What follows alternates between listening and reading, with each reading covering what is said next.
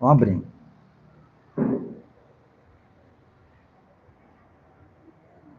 Como vocês sabem, nós estamos falando atualmente sobre os dons, amém?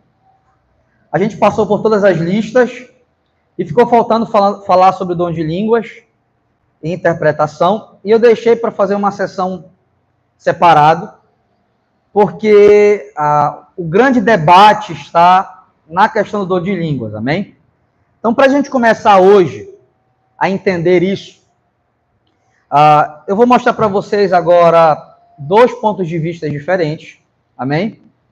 E a partir desses pontos de vista diferentes, a gente vai fazer uma investigação para entender um pouco do Espírito Santo no Antigo Testamento, tá bom? No Novo Testamento, analisando textos em Atos dos Apóstolos e o principal texto em Coríntios, tá? Então, vão ser basicamente ali 2 domingos de pregação a respeito desse assunto. Eu peço que você preste muito atenção, porque vocês vão perceber algo. Agora, nessa pregação, vai valer a pena todo o curso de membresia. Amém? Então, quem não fez o curso de membresia, ou quem não tem o conhecimento do curso de membresia, vai ter um pouco mais de dificuldade para entender o que eu vou falar, mas eu vou tentar ser bem explicativo. Amém? Vou tentar ir nos pontos mais importantes aqui, para que, de fato, você consiga entender. Lembrando que esse assunto é um assunto de muito debate, é um assunto que cada igreja tem seu posicionamento, amém? O debate nunca vai se acabar, não vai ser eu que vou definir o final do debate. Então, se você quiser entender um pouco mais, cabe a você pegar livros, ler, entender um pouco mais profundamente, amém? Mas eu espero poder contribuir aqui com vocês e mostrar para vocês o posicionamento da nossa igreja, tá? Para começar, antes de você abrir a Bíblia, eu quero fazer uma introdução ali sobre alguns pontos de vista diferentes e a gente começa a analisar os textos, tá bom? Para começar, eu não sei qual é o conhecimento que vocês têm aqui sobre isso. O que eu sei da nossa igreja é, todos vocês que estão aqui, mais de 90% vieram de uma igreja pentecostal, tá? Eu vou definir aqui o que é uma igreja pentecostal, tá? A igreja pentecostal acredita, de forma, a doutrina mais forte dela é, você aceita Jesus como seu salvador, né? O pastor faz o apelo, você diz, eu quero aceitar Jesus. E a partir desse momento, você se torna um cristão, você se batiza nas águas, tá? E aí você fica buscando a Deus por uma segunda bênção, que é o famoso falar em línguas, que também é chamado batismo no Espírito Santo. Não é isso? Até então, que todos conhecem. Então, o que o cristão faz? Ele já é convertido, ele já está na igreja, e aí ele começa a buscar essa segunda experiência para que ele seja um cristão completo. A depender da igreja pentecostal, você tem uma forma de buscar esse dom. Geralmente é numa oração muito forte, outro irmão que tem uma maturidade cristã maior que a sua, uma unção maior, ele impõe as mãos sobre você, você fica dando glória, glória, glória, glória. Se for o momento, e se você buscar de verdade, a sua língua começa a enrolar e você começa a falar em línguas. A partir desse momento, você é um cristão completo. Amém? Quem já veio da pentecostal como eu, sabe que até então é isso. Amém? Isso é o pentecostal. Nós somos diferentes disso. Amém? A gente é reformado. E o reformado crê que, presta bem atenção, o dom de línguas é um dom. No momento que a gente se converte, a gente é batizado com o Espírito Santo. E ser batizado com o Espírito Santo não significa ter a língua como evidência. Ser batizado com o Espírito Santo é ter mudança de caráter, é se tornar filho de Deus, e a partir desse momento eu posso receber dons para que eu sirva no reino.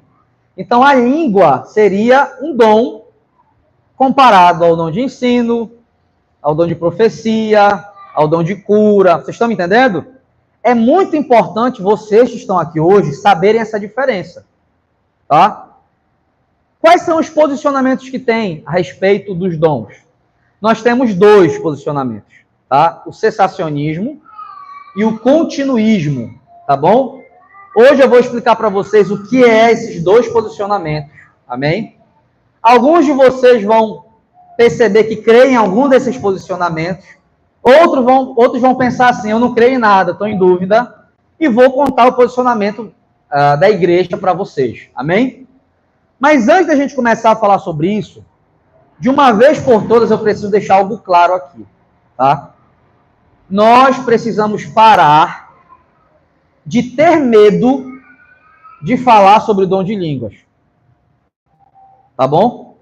Porque vocês vão perceber agora, que na série que a gente vai começar sobre esse assunto específico, que nós temos a Bíblia. E se eu tenho a Bíblia, eu tenho que seguir aquilo mais próximo que eu consegui interpretar da Bíblia. O que não dá de uma vez por todas, a gente precisa acabar com isso, é eu ficar com medo de lendas. É inadmissível você que está aqui hoje, que veio de uma tradição pentecostal, até hoje, não saber o que a Bíblia fala sobre o dom de línguas. E você achar que está certo o que você faz. Nós não podemos mais aqui na Frontex caminhar dessa forma. Vocês estão me entendendo? Nós precisamos entender que o que está escrito na Bíblia está escrito para que a gente possa estudar, para que a gente possa, direcionado pelo Espírito Santo, tentar interpretar e chegar a uma conclusão. Porque o que eu tenho percebido nesse debate? Muita gente se move nesse debate por medo. Medo de blasfemar contra o Espírito Santo. Medo de desagradar o Espírito Santo, mas já está desagradando. Porque não ora, não lê Bíblia, não tem intimidade com Deus, aí está com medo de tocar em algum assunto relacionado a dom, mas você olha para a vida da pessoa, é uma afronta e uma desonra contra Deus. Desagradar a Deus também é desagradar o Espírito Santo. Vocês estão me entendendo? Está todo mundo entendendo? Eu preciso começar a definir por isso. Por quê? O que eu tenho percebido? Toda pessoa que conversa comigo sobre os dons, às vezes quer defender alguns posicionamentos, mas a pessoa nem ora. A pessoa não lê Bíblia. A pessoa não tem vida com Deus, mas ela está pautada na experiência que o fulano disse, que ela viu do ciclano, ou que ela teve há 10 anos atrás. Vocês estão entendendo?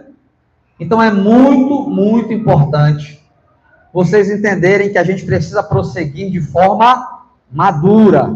Amém? Madura. Então, se vocês nunca estudaram sobre isso, nesse exato momento eu vou desafiar tudo aquilo que vocês estudaram. Amém? Pastor, posso discordar de você? É óbvio que você pode discordar. É óbvio que você pode ter outra compreensão bíblica. É óbvio que você pode ter outra forma de estudar. Eu vou te ensinar a forma que eu encontrei melhor de estudar. Amém? Vou deixar para vocês aqui algumas dicas de como começar a estudar esse assunto. Eu estou no campo aqui da pneumatologia, que é o estudo do Espírito Santo. Amém? Para a gente começar, eu vou dividir aqui as linhas de interpretações sobre dons em dois aspectos, tá? Duas alas. Cessacionismo. Vamos entender aqui o que é o cessacionismo, tá? A primeira definição, para que você, quando escutar essa palavra, tem gente que diz assim, o cessacionista não crê no Espírito Santo. Não é isso, preste atenção, tá? Os cessacionistas defendem que os dons extraordinários, o que são os dons extraordinários? Línguas, profecias, curas e milagres. Foram dados para o período apostólico, a fim de confirmar a mensagem dos apóstolos e estabelecer o fundamento da igreja. O cessacionista acredita o seguinte, sabe quando você lê a Bíblia, que você vê um monte de cura, coisas extraordinárias acontecendo, milagres, não tem? Profecias, não tem tudo isso? O cessacionista acredita o seguinte, olha, não vai mais acontecer isso nos dias de hoje. Não existe ninguém com a autoridade dos apóstolos. Não existe ninguém com essa autoridade para efetuar esse tipo de dom extraordinário. Agora, tem um parêntese. O parêntese é, não significa que o cessacionista não crer que Deus vai curar. Não significa que o cessacionista não crê que Deus faz milagre. Presta bem atenção, tá? Qual é a diferença do cessacionismo? O cessacionista acredita que você precisa orar para que Deus efetue isso. E ele pode te falar não. Então, o cessacionista, ele ora por milagre? Ora. Ele ora para que Deus cure? Ele ora. Mas Deus pode dizer sim ou Deus pode dizer não. Vocês estão me entendendo? Vou repetir o conceito. Cessacionista, ele crê que os dons extraordinários cessaram. Quais são os dons extraordinários? Curas, milagres, profecias e o dom de língua. Por que eles cessaram? Na mente do cessacionista, eles acreditam que esses dons estavam atrelados aos apóstolos e hoje não pode existir um homem com a autoridade dos apóstolos. Porque se existisse um homem com a autoridade dos apóstolos, ele poderia comandar e dar ordem para todas as igrejas. Outra coisa interessante que o cessacionista afirma é: profecia tira a centralidade da Bíblia. No tempo do Novo Testamento, a profecia era necessária porque a Bíblia, o Novo Testamento, estava se formando. Então, qual é a crítica do cessacionista? Ele vai falar assim, tá vendo as igrejas que têm profecias e têm revelações? As pessoas não gostam de ler Bíblia. Elas preferem que Deus fale com ela, mas elas não querem entender sobre Deus. Esse é o centro, vocês estão me entendendo? Estou tentando ser bem claro para vocês. Qual é a diferença, então, do cessacionista em relação ao milagre, em relação ao dom de cura e de profecia? Para o cessacionista, a profecia suprema já está contida na Bíblia. Deus não precisa revelar nada novo. Eu quero saber sobre o meu casamento, está na Bíblia. Eu quero saber como é que eu tenho que trabalhar, está na Bíblia. Qualquer coisa que você quiser saber, você se move por princípio. Vocês estão entendendo? E a crítica do cessacionista é: pode ir numa igreja que acredita que existe profecia e revelação, que as pessoas não gostam de ler Bíblia. Essa é a crítica do cessacionismo. Vocês estão entendendo? O cessacionista também crê que não existe segunda bênção no dom de línguas. O batismo no Espírito Santo é uma segunda bênção com evidência em dom de línguas. O cessacionista também não acredita nisso. O cessacionista acredita que, quando eu me converto, quando eu nasço de novo, eu recebo o batismo com o Espírito Santo. Meu caráter é mudado, meus pecados são perdoados e eu recebo dons para que então eu possa servir no reino. Então preste bem atenção. O cessacionista não é aquele que diz assim, nenhum dom existe. A crítica do cessacionismo é os dons extraordinários. Enquanto, por exemplo, o pentecostal fala assim, hoje vai ter cura. O cessacionista vai falar assim, Deus, nós precisamos te pedir algo. Cure o irmão. Tire essa dor do irmão. E Deus pode dizer sim ou não. Então, o pentecostal, a nível de fé, ele fixa o dia. Hoje tem culto de libertação, hoje tem culto de revelação, hoje tem culto de cura. Vocês estão entendendo? Por quê? De onde vem isso? Quando você lê as páginas do Novo Testamento, você não vê os apóstolos pedindo permissão para curar. Você não vai ver os apóstolos orando para que Deus revele alguma coisa ou cure alguma coisa. Pedro passa e fala assim, levanta e anda. A sombra do apóstolo passa e a pessoa é curada. Quando você olha o Novo Testamento, você percebe esse cenário. Logo, o pentecostal olha isso no texto e fala, nós podemos fazer as mesmas coisas. O cessacionista vai dizer assim, nós não podemos fazer, porque nós não temos autoridade apostólica. O que nós podemos fazer é orar. E Deus pode dizer sim, ou Deus pode dizer não. E aí, de um lado, tem o cessacionista. Vocês entenderam quem é o cessacionista? Crê que os dons extraordinários cessaram. A relação entre cura e milagres, a gente tem que orar para que Deus responda, sim ou não. Na hora que eu me converto, eu nasço de novo, eu sou batizado com o Espírito Santo, e eu recebo dons, então a língua, o dom de língua está na ala de todos os outros dons. Vocês me entenderam? Quem é que é adepto dessa forma de pensar. Os principais adeptos dessa forma de pensar são os reformados, tá? Apesar de existirem hoje reformados carismáticos, que eu vou explicar depois o que é, tá bom? Nem todos os reformados são cessacionistas, mas historicamente sim.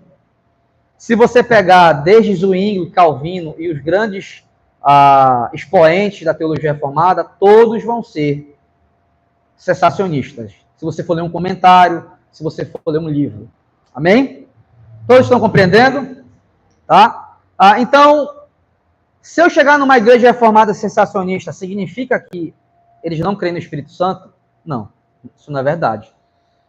Significa que eles não vão orar pelo irmão que está doente? Isso não é verdade.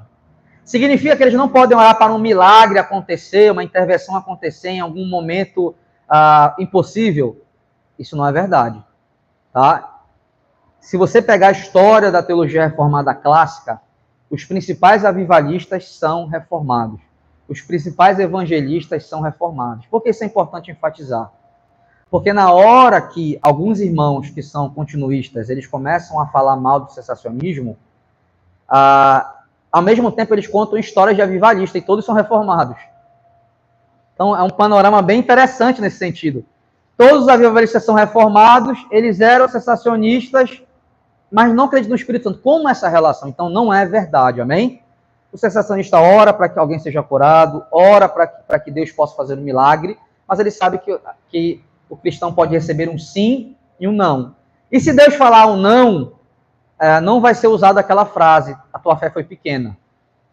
Agora, vamos para outra ala, tá bom? A outra ala, ela tem vários subgrupos, é o continuismo.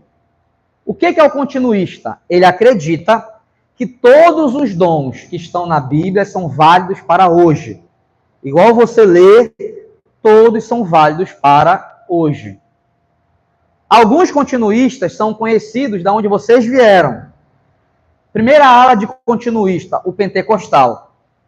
O pentecostal, ele acredita que todos os dons que estão descritos na Bíblia, inclusive os de serviço, os extraordinários, eles são válidos para hoje. Por isso que nas igrejas pentecostais clássicas você vai ver muito falar em língua, por acreditar que esse dom está em vigência. O pentecostal clássico, ele também acredita que você se converte, você passa pelo novo nascimento, e só depois você vai ter que buscar uma segunda bênção para você se tornar um cristão completo. Tá bom? Da onde eles tiram essa concepção? Lá de Atos, no Pentecostes, porque os discípulos já eram convertidos e depois de andarem um tempo com Cristo, passaram pelo batismo com o Espírito Santo. Então eles acreditam que isso é algo que tem que ser experimentado por todo o cristão. Esse é o pentecostal, tá? O pentecostal, ele nasce lá, mais especificamente, na Rua Azusa. Alguém já leu a história da Rua Azusa? Eu era tão fã da Rua Azusa que eu tinha uma rua bem aqui que eu chamava de Rua Azusa, ali, uma ruazinha bem ali atrás. Tá?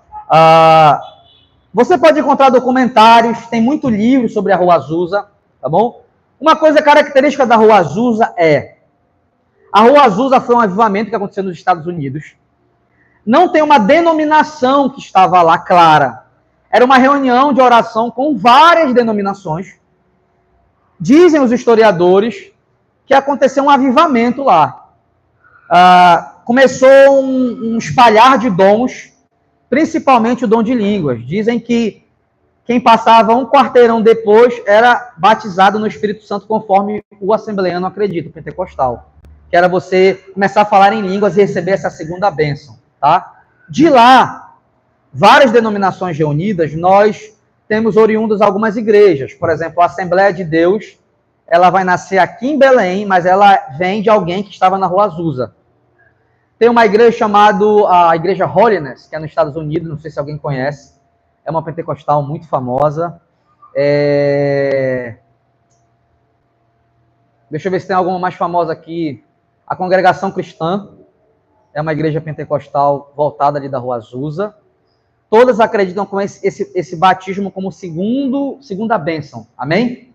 A segunda bênção que um cristão recebe. Qual é a crítica do cessacionismo a esse movimento? O cristão que não tem o dom de línguas, ele se sente excluído. Porque ele começa a perceber que ele tenta e não consegue. Ele vai se frustrar. A crítica do cessacionista ao continuista pentecostal também é que a interpretação deles é um pouco literal demais. Tudo que eles botam o olho na Bíblia e leem, eles já querem sair praticando. Tem algo bom nisso e tem algo complicado na interpretação bíblica. Está todo mundo entendendo? Amém? Dentro do cessacionismo tem uma segunda ala, os carismáticos. Quem são os carismáticos? A maioria dos carismáticos, eles não creem que o cristão tem que passar pela segunda bênção. O que eles acreditam? Na hora da conversão, o cristão é batizado com o Espírito Santo, mudança de caráter, tem todo o seu comportamento mudado, mas os dons continuam hoje iguaizinho, inclusive o dom de línguas. Vocês estão entendendo a diferença? Que igrejas são essas? Uma igreja muito famosa, Vineyard. A Vineyard é uma igreja muito famosa nessa pegada carismática. Mais recente agora é a igreja do Ângelo Basso, que eu não sei o nome dela. Alguém acompanha o Ângelo Basso aqui, da Escola Convergência? Ele é um carismático, por sinal, muito respeitoso teologicamente, tá? É um ótimo expoente teológico, assim, nesse sentido. E aí nós vamos ter os carismáticos surgindo ali um pouco mais tarde. Olha só para mim, para vocês entenderem a história. Os carismáticos já são pessoas que tiveram experiências com o Espírito Santo, segundo eles, dentro das igrejas reformadas ou igrejas metodistas ou menonitas, que não são reformadas, mas são tradicionais. Preste atenção, vocês não ficarem voando aí na história.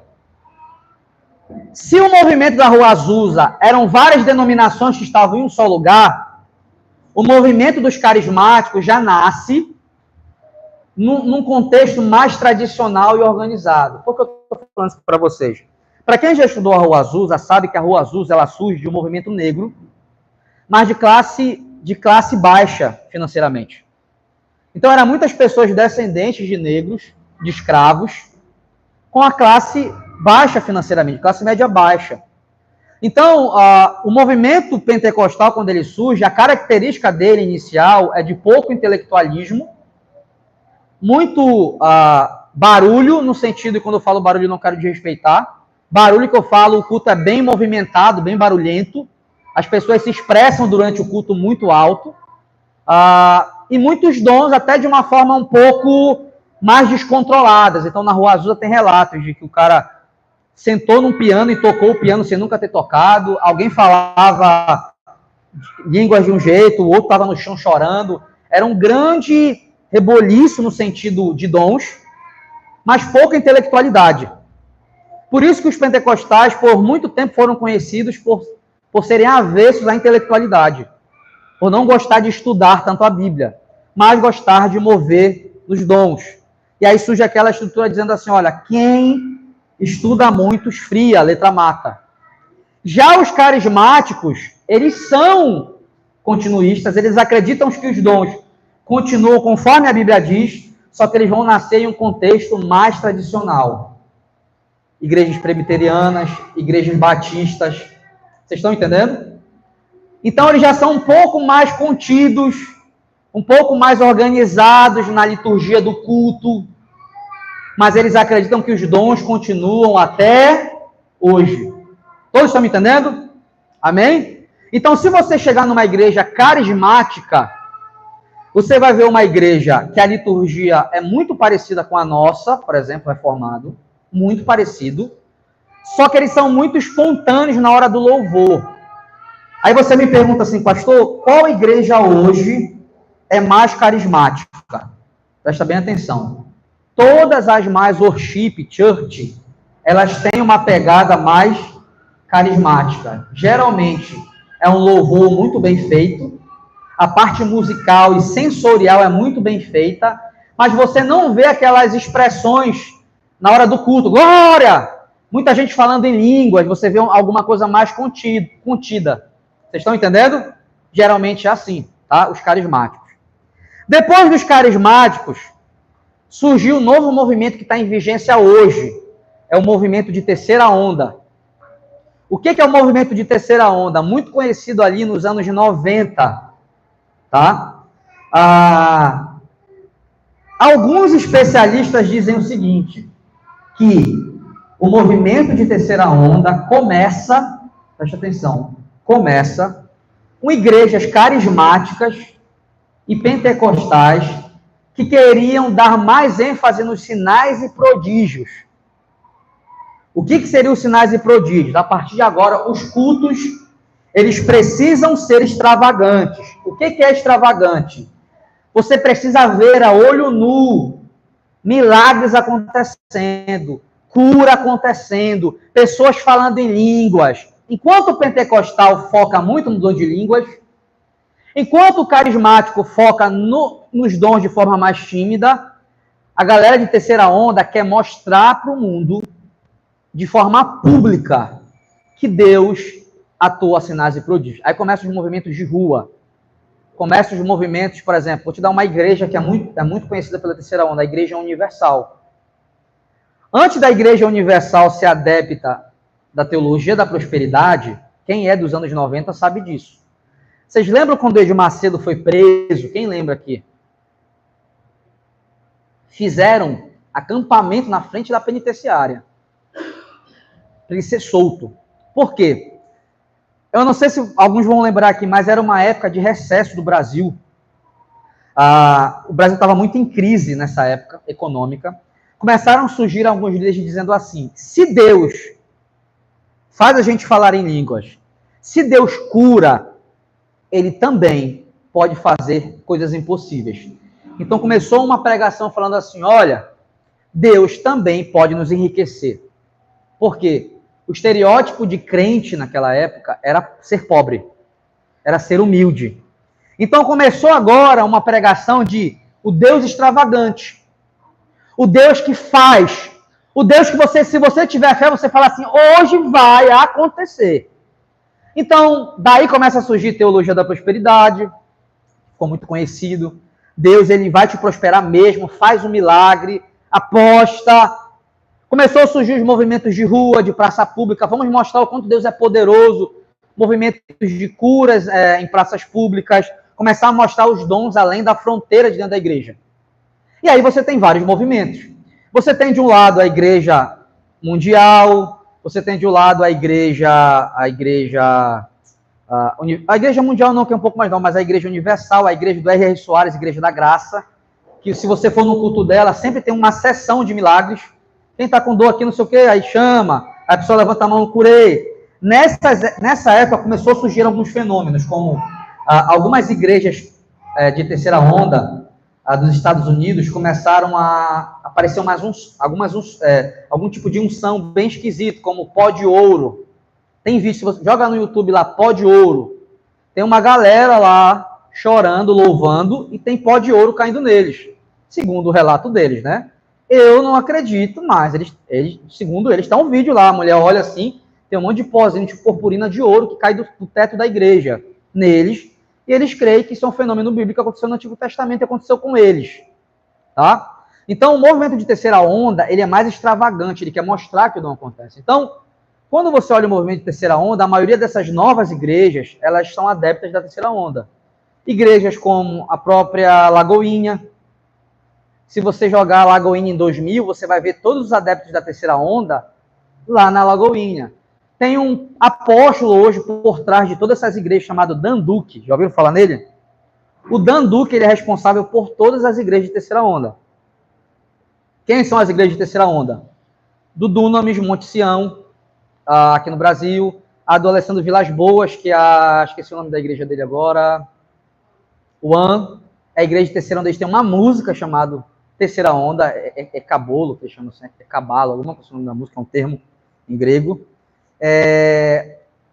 A Igreja Batista Lagoinha é uma igreja de terceira onda. Igreja do Luciano Subirá, que eu esqueci o nome agora, também. Como é o nome? Alcance, né? É uma igreja de terceira onda, aonde você opera nos dons e tem que ser de forma extravagante. Deus opera sinais e maravilhas. Do outro lado, vai ter a pentecostal, que da pentecostal vai surgir o que nós chamamos de neopentecostal. O neopentecostal já é a Universal no seu segundo ciclo. Você vai perceber que a Universal, eu também já fui da Universal, não sei se alguém já foi, no início da Universal, ela era muito evangelística, voltado para curas, milagres e questão de expulsar demônios. Depois de um tempo, ela para de ter essas práticas mais de curas e milagres e começa a voltar em empreendedores. Então, o grande público da Universal, que trocou o nome para IURD, agora é uma sigla, isso foi um rebrand que eles fizeram propositalmente, porque estava muito manchado o nome da igreja, onde eles começaram a apostar agora em empreendedores e na teologia da prosperidade. Vocês estão entendendo? Então, meus irmãos, são 30 minutos que eu tirei aqui para mostrar o cenário que você bebeu dessa fonte em algum momento. Sem saber de onde estava vindo isso. Você só estava no meio de uma igreja, experimentando tudo isso, um caminhão. Ora tem igrejas que são pentecostais, ora igrejas são carismáticas, ora igrejas são de terceira onda, ora as igrejas são sensacionistas. Ainda assim, meus irmãos, dentro da maioria das igrejas existe uma grande confusão. Vocês estão me entendendo? Uma grande confusão. Nosso objetivo aqui, nesses últimos 30 minutos, é mostrar para vocês um direcionamento bem interessante em relação a isso.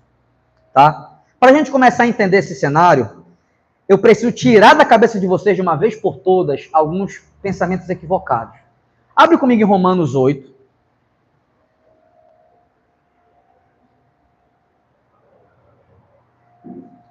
Cessacionismo, crê que os dons extraordinários cessaram. O batismo com o Espírito Santo acontece no momento da conversão. Continuismo, crê que todos os dons continuam igualmente. Nós temos o pentecostalismo clássico, nós temos os carismáticos, o movimento de terceira onda e os neopentecostais. Neopentecostais hoje é considerado universal do reino de Deus, a igreja mundial, a igreja plenitude, que é daquele Agenor Duque, tem a igreja da Apóstola Sol também, que é uma que anda com cajado, são igrejas voltadas a misticismo e a teologia da prosperidade. Agora, vamos entender aqui agora, tiradas as devidas introduções. Vocês abriram Romanos aí? Amém? Eu quero que vocês leiam comigo o versículo 9.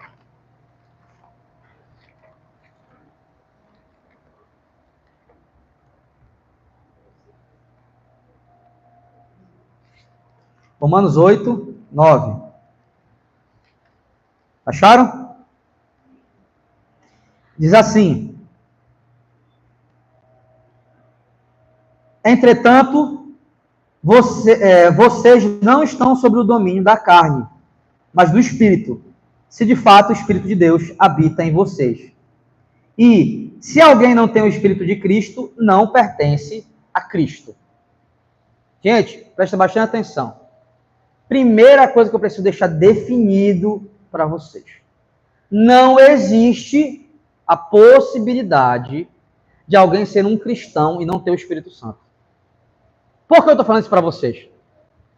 Porque se você ficar vendo o dom como se o Espírito Santo fosse só o dom, ele é só um poder para ti. Não cometa esse crime. Não cometa esse crime. Vocês estão me entendendo? Eu só glorifico o Espírito Santo quando eu uso o dom específico. Quando o dom específico é falado. Isso é uma falácia. Vocês estão entendendo por quê? Porque quando eu vou falar agora do dom de línguas, fica um monte de gente com medo de falar, achando que o Espírito Santo é só o dom de línguas. Ele não é. Eu quero mostrar para vocês aqui o que de fato é o Espírito Santo. Olha só aqui, presta bem atenção. O Espírito Santo não é um tema secundário da fé cristã. Ele é o princípio da vida cristã. Repete comigo. Ele é o princípio da vida cristã. Repete comigo assim. Sem o Espírito Santo, não existe cristão. Vocês sabem quem concorda com isso? Os reformados. Eu tenho que dar ênfase nisso, porque senão fica aquela lenda, né? O reformado não fala muito do Espírito Santo. Eu vou te provar como tudo que eu te ensinei até hoje aqui foi sobre o Espírito Santo. Primeira coisa, o Espírito Santo é quem regenera. Quantas vezes eu já falei sobre isso? Aqui para vocês. Quantas vezes eu repeti isso? São 4 anos falando sobre o Espírito Santo, dando vida ao pecador, não é isso? Para quem não sabe o que é regeneração, é o momento onde você está perdido nos seus pecados e de repente você sente desejo por Deus. Isso não veio de você. Isso é a graça de Deus te alcançando quando Ele dá o Espírito dele para você conseguir crer. Você começa a olhar para você e se ver pecador. Você começa a sentir desejo por Cristo. E aí então você diz, Deus, eu quero te seguir. Jesus, eu quero te seguir. O mérito não é teu, o mérito é de Cristo. Porque Ele deu o Espírito dele de verdade. Então, o Espírito Santo é o agente que tira a gente da escravidão do pecado. Mas sabe o que é uma coisa interessante? Presta bem atenção. As pessoas não gostam desse assunto. Então, elas não sentem o Espírito Santo quando falam sobre esse assunto. Porque na cabeça delas foi colocado que você só glorifica o Espírito Santo quando você fica falando em línguas na igreja ou quando você recebe a segunda bênção. Só que o Espírito Santo está atuando no Antigo Testamento, no Novo Testamento. E uma das principais funções dele é te tirar do lamaçal do pecado e mudar tuas inclinações, teu desejo, tua mente. E fazer você perceber o quanto você é pecador. Ele te faz ser pobre de espírito. Ele te faz ser quebrantado. Ele te faz ter todas as bem-aventuranças. Aí, alguém levanta e tem a coragem de dizer, na igreja Frônesis, a gente não dá muita liberdade para o Espírito Santo. Vocês estão entendendo como é uma visão deturpada? Pelo contrário, você está tratando o Espírito Santo como uma das funções dele, fosse ele por completo, e não é. É uma das funções dele. Não adianta você chegar comigo falando, olha o tanto de dom de línguas que eu falo, e eu te perguntar, você sabe que o Espírito Santo fez por você na regeneração? Eu não sei. Você não está glorificando ele, você está desonrando o Espírito de Deus. Vocês estão me compreendendo? Não tem igreja que fale mais sobre o Espírito de Deus do que a igreja reformada. Por que eu estou falando isso para vocês? Porque é a falácia que vocês vão escutar de muitas pessoas. Ih, tu está numa igreja reformada, não crê no Espírito Santo? O assunto que eu mais preguei em 4 anos aqui é o Espírito Santo é o agente que efetua a nossa regeneração. E se ele efetua a nossa regeneração, nós somos salvos. Isso até me deixa estremecido. Porque é por isso que nós deveremos chorar. É por isso que nós deveremos nos sentir vivos. Porque nós estamos glorificando o principal atributo do Espírito Santo. O regenerador. Outra coisa que eu já ensinei para vocês aqui. O Espírito Santo é aquele que forma Cristo em nós. Repete comigo, ele forma Cristo em nós. Vocês já estudaram comigo aqui sobre santificação? Amém? Quem é o agente que ajuda a gente a resistir ao pecado? Como é que você vai olhar e vai falar assim, reformados não creem no Espírito Santo? Quantas vezes você chegou aqui e a gente sai daqui se sentindo uma porcaria de pecador? Vendo tantas coisas erradas que nós fazemos. Você sabe quem proporciona eu pregar sobre isso e você entender sobre isso? Quem é? É o Espírito Santo. Por que eu estou falando isso? Porque de uma vez por todas, parem desse vitimismo de dizer assim, eu estou longe do Espírito Santo, eu não sinto mais ele. Nossa! Tu conseguiu dizer não para o pecado ontem. Mas eu caí no outro. Aí tu se ajoelhou para pedir perdão. Quem fez tu reconhecer isso é o Espírito Santo. Ele está vivo, ele está ativo, ele está no nosso coração, na nossa mente, nas nossas entranhas. É uma afronta a gente reduzir o Espírito de Deus. Por que eu estou falando isso para vocês? Porque uma das críticas ao reformado é que nós colocamos o Espírito numa caixinha. Não colocamos. O Espírito é tudo que nós somos. Ele afeta todo o nosso ser. Cada centímetro do que nós somos é afetado pelo Espírito Santo. Quem coloca numa caixinha é quem acredita que o Espírito Santo só aparece quando você sopra e tem um dom específico e você não interessa nada pelo resto. Isso é caixa. Não teve um momento que eu não subi nesse púlpito aqui, que eu não falei sobre algo que o Espírito Santo faz. Vocês perceberam quando eu oro na hora que começa o culto? Senhor, que o teu Espírito nos ajude a conseguir te adorar em Espírito e em verdade. Quantas vezes nós estamos pregando sobre o Espírito Santo? Porque para vocês que estão reformados, de se sentirem distantes do Espírito Santo, vocês não estão. Vocês não podem ser Maria vai com as outras.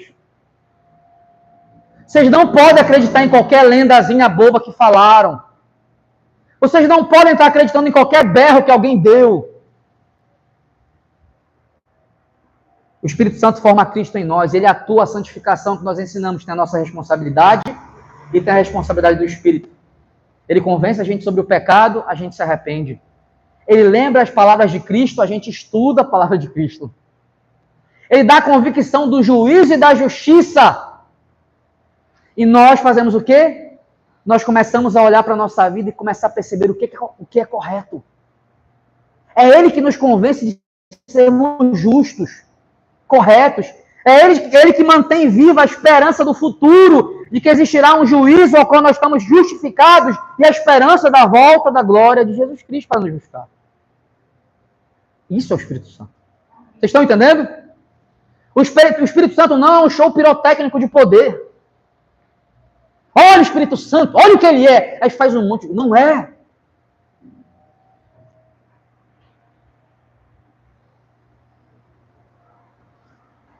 O Espírito Santo é quem nos dá poder para testemunhar. Se você consegue entender alguma coisa, explicar para alguém alguma coisa, pregar para alguém alguma coisa, quem te dá esse poder? Lá em Atos, capítulo 1, versículo 8, ele fala assim para os apóstolos: ao descer sobre vocês o Espírito Santo, vocês receberão poder para ir até os confins da terra testemunhar. A gente é tão condicionado, quando a gente vê poder, a gente esquece que está descrito assim, poder para testemunhar. A gente acha que a gente é X-Men.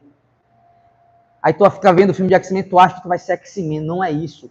Quando eu falo para alguém sobre Cristo, isso que eu estou fazendo agora com vocês aqui, sabe o que é isso, gente? É a plena manifestação do Espírito de Deus. Foi Ele que me capacitou para poder testemunhar o que eu estou testemunhando aqui agora. Quando você ensinou alguma vez, quando você pregou para alguém, foi Ele atuando através da tua vida. Não tem um centímetro que não esteja o Espírito Santo. Vocês estão me entendendo?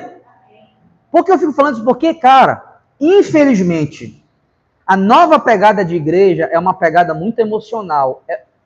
É uma depressão emocional tão forte que eles precisam te deixar sempre necessitado do Espírito Santo para você sempre chegar com mais vontade.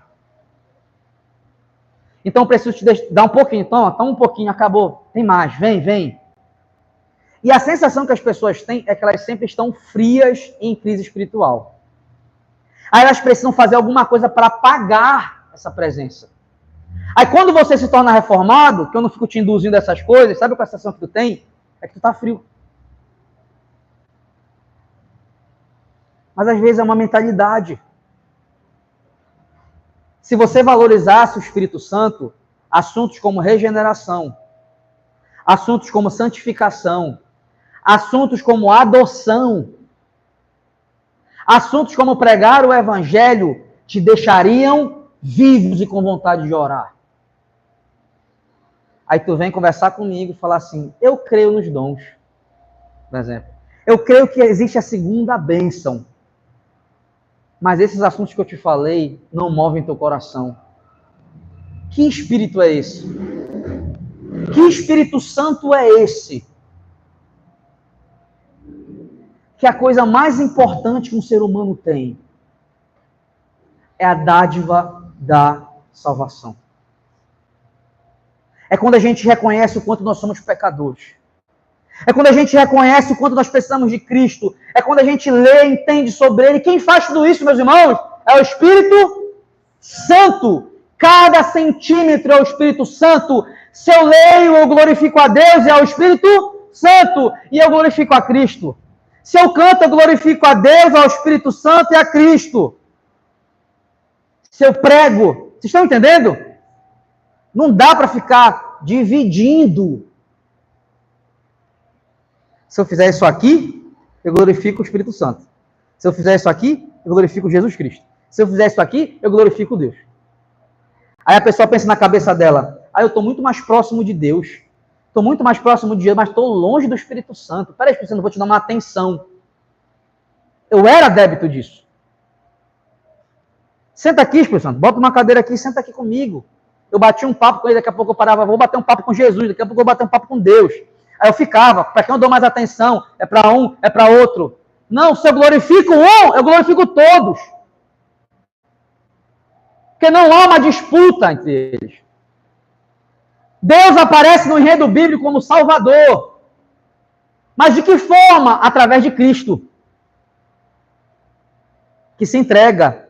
Quem efetua a salvação? O Espírito Santo. Por quê? Porque Cristo se entregou e porque Deus criou o plano.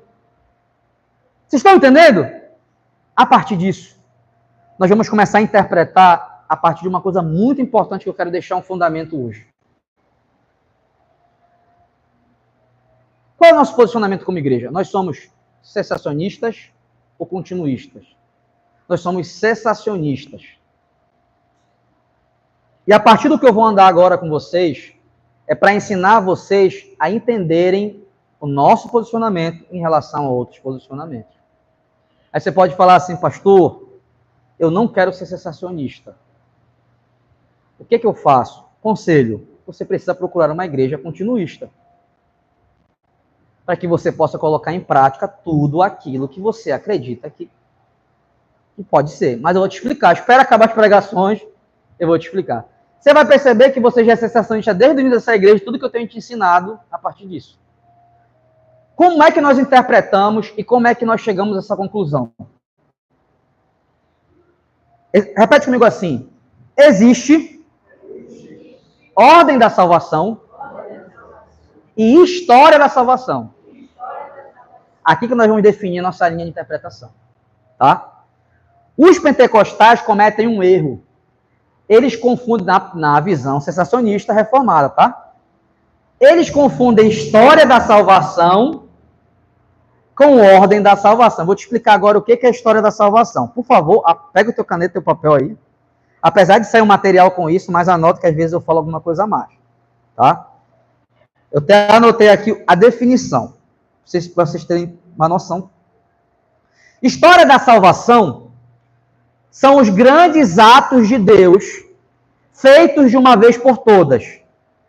A encarnação de Cristo, quando ele se torna homem, vai acontecer. Acontece toda semana? Cristo vem na Terra? Não, não vai acontecer. Ressurreição de Cristo vai acontecer toda vez? Não.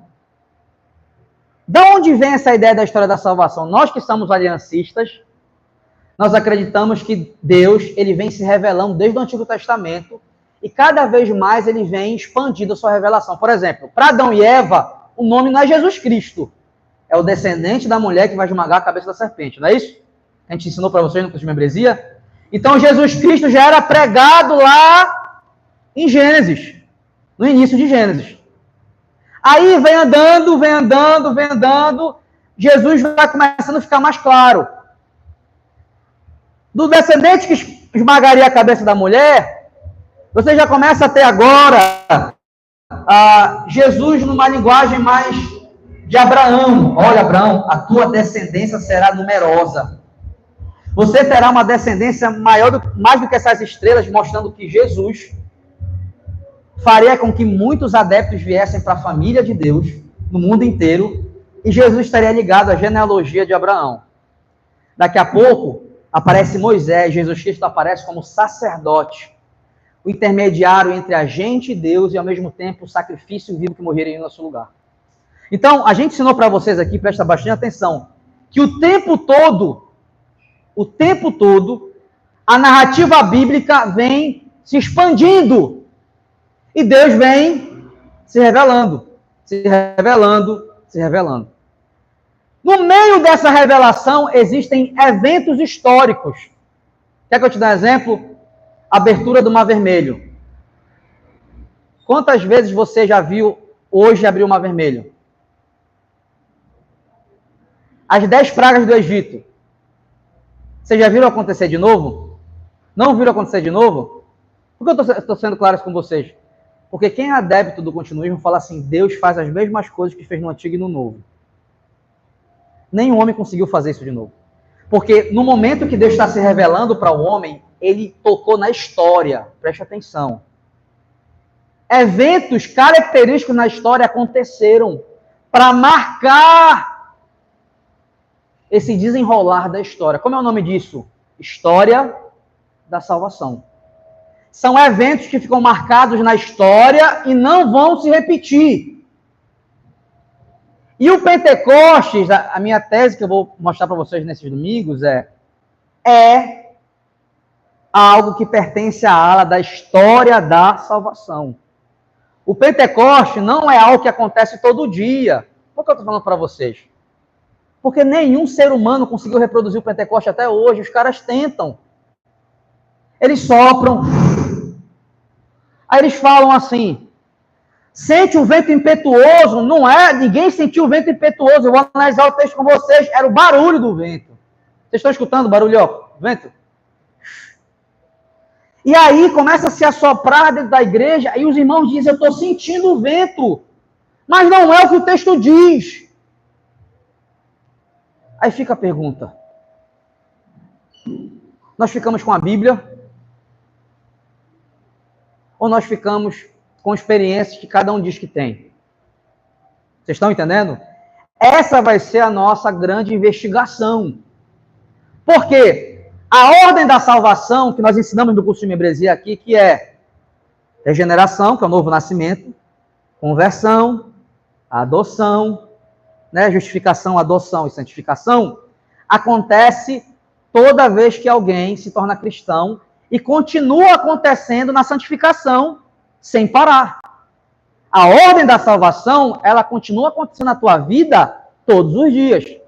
Agora, a história da salvação, não.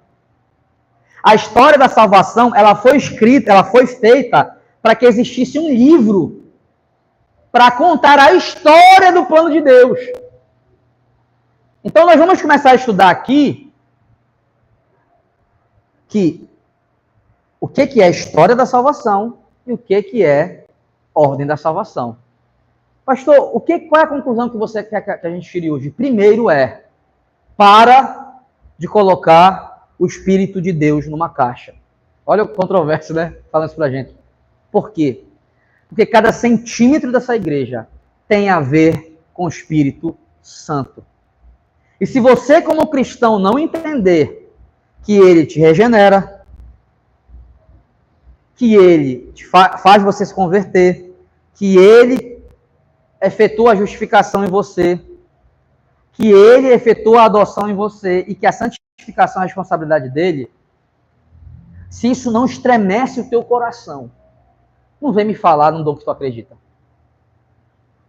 Você pode trazer qualquer livro para mim, mais o teólogo de X, mais o teólogo de Já, não adianta, não adianta. O Espírito Santo move cada centímetro do que nós temos e um bom reformado entende isso que eu estou falando para vocês. Amém? Nós entendemos que o Espírito Santo atua em cada centímetro da nossa existência. Mas nós, reformados, acreditamos que existem histórias bíblicas que pertencem à história da salvação e elas não vão acontecer de novo. Elas são um marco na história. Um exemplo básico para vocês a ressurreição aconteceu uma vez, correto? Uma vez. Só que vocês perceberam que ela teve um alcance universal? Todos aqueles que creem são alcançados pela ressurreição de Cristo.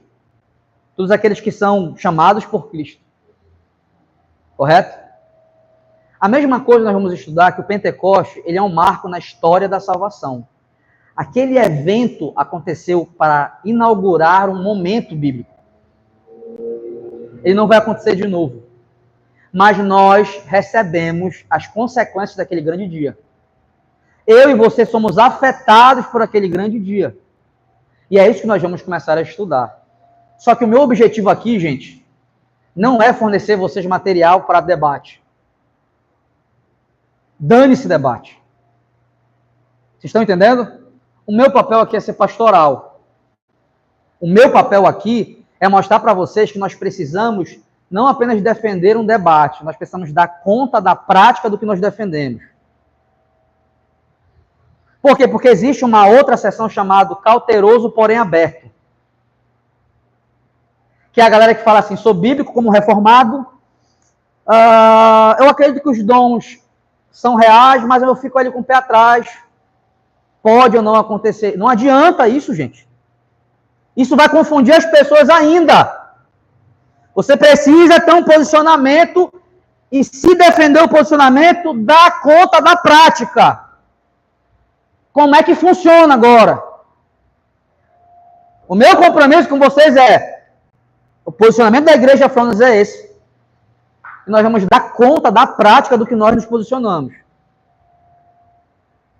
O cessacionismo, ele vai ter que resolver um problema. Como é que nós nos relacionamos com o dom de língua, de cura, de milagres e de profecias? Os outros dons estão vigentes em nosso meio. Nós fizemos 4 cultos para explicar as listas de dons. Como é que esses dons são praticados na igreja? Então, eu vou ter que provar biblicamente para vocês como esses dons são vistos pela gente. Todos estão me compreendendo? Mas, de uma vez por todas, não existe essa ideia de que reformado não crê no Espírito Santo. Isso é uma falácia. É uma coisa que eu brinco com alguns amigos meus. Aí ele fala assim, olha, tá aí, eu não acredito no Espírito Santo. Eu falei, tá aí, o que acredita só em uma coisa, enquanto o Espírito Santo tem toda a existência do ser. É muito amplo o que o Espírito Santo faz. E qual é o nosso papel aqui, gente? O nosso papel é glorificar o Espírito Santo em tudo que ele faz.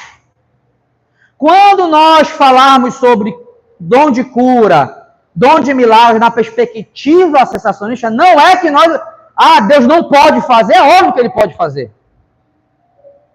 Deus faz o que ele quiser. Mas nós temos uma abordagem interessante, nós podemos receber sim e não. Eu não vou marcar o dia aqui, dia da libertação, dia da cura. Não vou fazer isso aqui. Eu não vou ser irresponsável em fazer isso. Aí no final de tudo, pegue seu envelope, coloque no altar o seu dinheiro e sacrifique ao Senhor. Mas eu falei com um amigo meu, não dá para fazer isso sem pegar o envelope no final? Eu fiz uma pergunta para ele, existe a possibilidade de Deus atuar todos esses dons, mas não ter um envelope no final? Eu sempre pergunto isso para alguns amigos, por que tem que ter esse envelope no final? Parece que vocês querem, parece um pitch de venda, né? Vocês querem impressionar todo mundo para no final, toma o meu produto aqui, é R$100. Não pode faltar esse dinheiro no final, porque sempre está atrelado a dinheiro no final. Não é muito mais fácil a gente falar a importância de contribuir e mostrar como se deve contribuir de verdade do que ficar tentando encontrar técnicas e ferramentas para você conseguir ter mais dinheiro das pessoas? Outra coisa que eu percebo muito, parece que é um pitch de venda a ponto de você manter todo mundo distraído. Olha para mim, vai, é isso, manter sempre aceso uma ganância de querer alguma coisa em troca. Então, finalizando aqui, toda pessoa que estuda a Bíblia precisa dividir a Bíblia de 2 formas. História da salvação e ordem da salvação. Dentro da ordem da salvação, nós temos o que nós chamamos de doutrinas essenciais. Dentro da história da salvação, nós temos grandes feitos que aconteceram para serem lembrados e não repetidos. Então, nós vamos analisar Atos e vocês vão perceber algo interessante. Metade da interpretação de Atos é errônea. Aí sabe o que vai acontecer? Você está tanto tempo com o pensamento errado que você é capaz de negar a Bíblia para acreditar naquilo que você acreditou a vida inteira. Eu já me deparei com irmãos que na hora que você falava, lê o texto aqui, não é um vento, é um som como de um vento. não é língua de fogo, é como se fossem línguas repartidas de fogo. Ele está usando uma analogia. Sabe quando alguém não sabe explicar algo e fala, cara, parece isso. Eu já vi gente na minha frente falar assim, né, mas não é isso que a gente experimenta aqui. Eu peguei para o meu amigo, pega aí a página, rasgue, amasse e jogue fora. Então é isso que nós vamos tentar estudar aqui. Mas eu preciso hoje, uma vez por todas, quebrar essa visão de que reformado não crê no Espírito Santo e de que tudo que nós estamos fazendo aqui não tem o Espírito. Você cantou? Quem fez isso por você? Quem fez você cantar? O Espírito Santo. Você está entendendo o que eu estou te falando? Se você está entendendo, quem efetua isso em você? É o Espírito Santo. Se a gente conseguiu orar, quem está intercedendo, segundo Romanos, pela gente, quando a gente não sabe orar? Espírito Santo. Tudo é o Espírito Santo. Aí você vai dizer que eu estou colocando o Espírito Santo numa caixinha? Meus irmãos, eu já cansei de calcular às vezes que o assunto justificação me fez chorar. Me fez ficar quebrantado de imaginar que diante de todos os meus pecados, Deus, através do Espírito dele, tem me transformado. Se você não sente o Espírito Santo, é um problema particular seu. Se você não gosta de estudar a Bíblia e se você não gosta de glorificar a Deus pelo que de fato o Espírito Santo é, o problema é seu. Mas o Espírito de Deus tem vivificado nossas vidas. E se isso não comove o teu coração, isso é chato. Eu vou para o culto de membresia mais uma vez escutar aquilo. Então vá se perder em enganações lá fora. Porque quando eu paro para pensar que Cristo me justificou, que o Espírito Santo... Imagina a gente, sabe quando você está sentindo aquela dor por causa do pecado? Ai, meu Deus, eu estou errado, Senhor. Sabe o que é isso, gente? Isso é o Espírito Santo, gente. Sabe quando você pegou essa semana a Bíblia para orar, você não estava com vontade, você pegou a Bíblia para orar? Gente, isso é o Espírito Santo. Você não tem noção as incontáveis coisas que o Espírito de Deus está fazendo em nosso meio, na nossa vida. Você está conseguindo ter comunhão com o irmão? É quem, gente? É o Espírito Santo. Aí já pensou, gente, o Espírito Santo fazendo tudo isso pela gente. Estou frio. Senhor, vem Espírito, eu quero te sentir de novo. Não tem, meus irmãos. Isso é burrice teológica e bíblica. O Espírito Santo nunca esteve ausente. O Espírito Santo nunca esteve invisível. O Espírito Santo ele mora na gente. É uma coisa que eu não entendo. Vem, Espírito Santo. Vem! Vem da onde se ele está morando na gente? Nós não estamos percebendo o quanto esse Espírito atua em nós. Aí a gente precisa ficar desesperado, caçando ele. Desesperado. Como é que eu caço ele? Olha, para caçar ele de novo, faz o seguinte, tem uma receita bem aqui, lá em Atos 2. Todo mundo se reúne, todo mundo ora, vai entrar um vento impetuoso, que não é um vento impetuoso, é um barulho como de vento. Aí você começa a fazer uma receita de bolo para que o Espírito venha. O Espírito não precisa vir. Ele já está. Só que você não está percebendo. Viu quanto era pecador? Espírito atuando. Conseguiu ler Bíblia? Espírito atuando. Conseguiu cantar hoje? Conseguiu orar hoje? Conseguiu vir para o culto hoje? Sabe o que é isso? É o Espírito Santo de Deus, porque você não estaria aqui. Amém? Encerrando aqui, meus irmãos, nós vamos ler 4 textos bíblicos para a gente encerrar. Importantíssimos.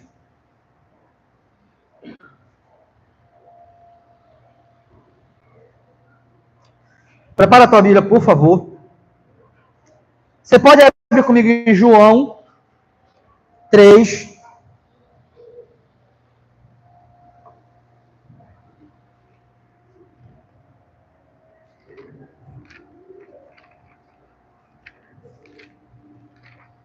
Quem achou, diga amém. Verso 5. Respondeu Jesus: digo a verdade, ninguém pode entrar no reino de Deus se não nascer da água e do Espírito. Para entrar no reino de Deus tem que nascer na água do Espírito, né? Então, vocês estão vendo? Quem faz a gente entrar no reino dos céus? É o Espírito. Vamos olhar outro texto aqui. Abre comigo em Tito 3.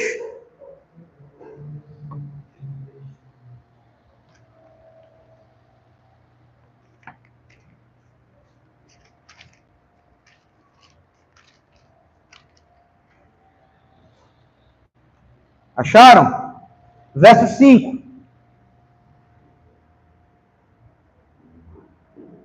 Não por causa de atos de justiça por nós praticados, mas devido à sua misericórdia. Ele nos salvou pelo lavar regenerador e renovador do Espírito.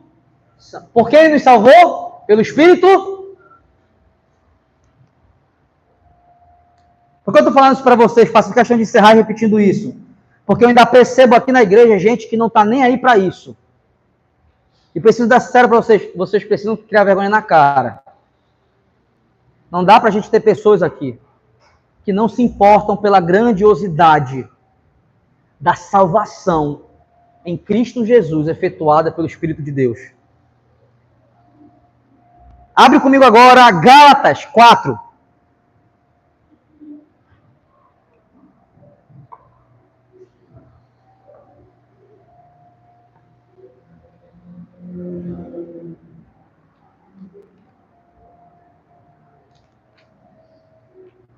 Quem achou, diga amém.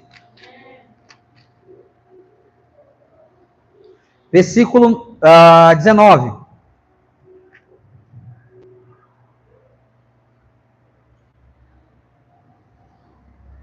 Acharam? Meus filhos, novamente estou sofrendo. 19. Meus filhos, novamente estou sofrendo dores de parto por sua causa, até que Cristo seja... Tô certo? Tô. Foi o que eu falei para vocês? 4:19, né? Tá. Meus filhos, novamente estou sofrendo dores de parto por sua causa, até que Cristo seja formado em vocês. Eu gostaria de estar com vocês agora e mudar o meu tom de voz, pois estou perplexo quanto a vocês. Grifa na tua Bíblia essa palavrinha aí, formado em vocês. Grifa essa palavrinha aí. Eu queria te fazer um pedido essa noite. Toda vez que você estiver orando, você vai orar para Deus assim: Deus, que o teu Espírito forme Cristo em mim. Sabe o que você faz na sua oração? Você fala com Deus, glorifica a Cristo, porque você quer que Cristo se forme em você, e você reconhece que é o Espírito que faz isso em você. Por quê? Porque Cristo é o agente da santificação. 2 Coríntios 3:18.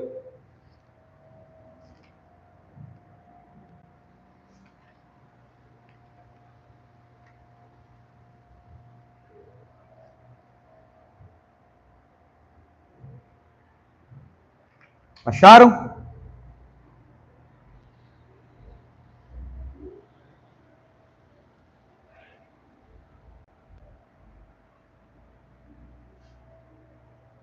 E todos nós, que com a face descoberta contemplamos a glória do Senhor, segundo a sua imagem, estamos sendo transformados, segundo a sua imagem, com glória cada vez maior, a qual vem do Senhor, que é o Espírito.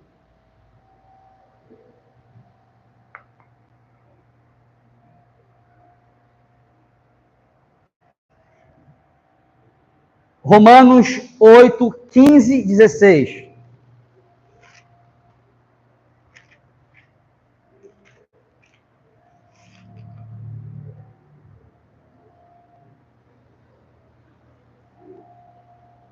Diz assim: pois vocês não receberam o espírito que os escravize, para novamente temerem, mas receberam o espírito que os torna filhos por adoção, por meio do qual clamamos Abba Pai. O Espírito Santo foi dado a gente para a gente se tornar filho. E se eu posso chamar Deus numa oração, Pai, obrigado por estar aqui, é por causa de quem? Do Espírito Santo. Amém? Meus irmãos reformados, não aceitem o estereótipo de não crer no Espírito Santo e de colocar o Espírito Santo numa caixinha, que isso é uma falácia. Isso não é verdadeiro. Tudo que vocês aprenderam até hoje nessa igreja é fruto de quem? Do Espírito Santo. Só que a mente está tão condicionada a ligar o Espírito Santo a manifestações visíveis místicas. Então, quando não tem isso, a tua mente acha que não tem Espírito Santo. O Espírito Santo, ele atua na totalidade do ser no universo. Em nós, fora de nós. Não coloquem o Espírito Santo numa caixa. Vocês entraram por aquela porta, entrem percebendo e sentindo o Espírito Santo. Porque cada centímetro do fôlego de vocês é obra do Espírito Santo. Aí nessa hora, em alguns contextos, isso não incendeia a igreja. Aí incendeia a igreja. Sinta agora o derramar. Aí todo mundo incendeia. O vento impetuoso. Aí canta. Como em Pentecoste. Fala sobre justificação. É coisa de teólogo. Ninguém precisa disso aí não, pá. Não precisa disso aí. É só ter perdão perdoado por Cristo. Santificação não. Vocês estão entendendo? Ou a gente é uma igreja madura. Fique com essa palavra no coração de vocês. Amém? Se você estava usando essa frase, eu estou longe do Espírito Santo, eu não te sinto, vem Espírito, para. E começa a reconhecer que desde o momento que você acorda, o Espírito está atuando em você. Ficou triste porque pecou, o Espírito Santo está atuando em você. Conseguiu pedir perdão, o Espírito Santo está atuando em você. Conseguiu ler, conseguiu orar, o Espírito Santo está atuando em você. Toda vez que acontecer alguma coisa dessa, já lembra. Obrigado, Senhor, pelo teu Espírito que habita em mim. Ele não vem, não. Ele habita em mim. Então muda a oração. Deus, eu preciso perceber o teu Espírito fluindo sobre mim, através de mim. Senhor, me faz enxergar. Amém? Nunca mais na tua vida tu vai sentir Deus longe. Nunca mais. Tu pode sentir às vezes um pouco, mas sentir dele longe nunca mais. Fica de pé, por favor.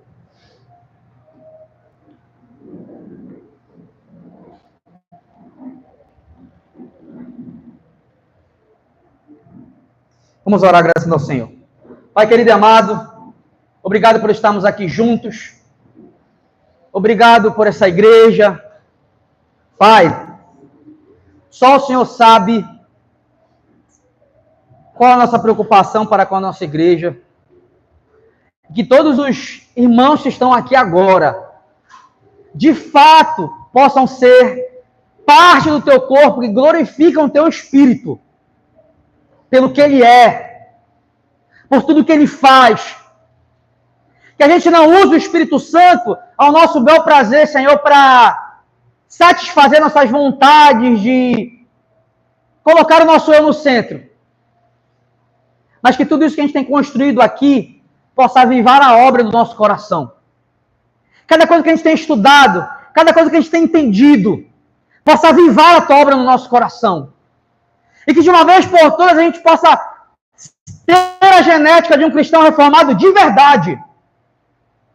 Que a gente não saia por aí como caçadores sem rumo. Nós temos tudo que nós precisamos. Nos perdoa, Senhor, todas as vezes que nós usamos o teu Espírito e colocamos ele numa caixinha. Toda vez que nós só sentimos ele quando a gente queria satisfação emocional. Quando a gente queria ter um ministério frutífero para poder receber um elogio. Toda vez que a gente queria aparentar ser cheio do teu Espírito, nos perdoa.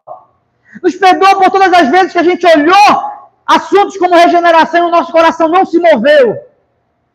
Quando a gente descobriu que o Senhor que nos convence através do Espírito, nos justifica e nos adota, e o nosso coração não se moveu. Nos perdoa, Senhor.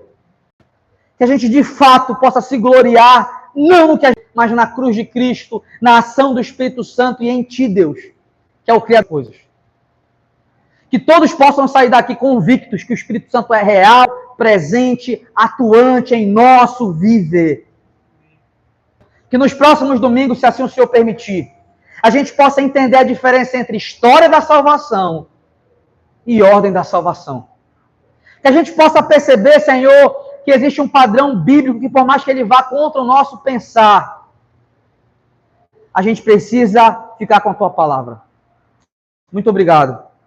Leva todos guardados e protegidos, em nome de Jesus Cristo, é o que eu te peço.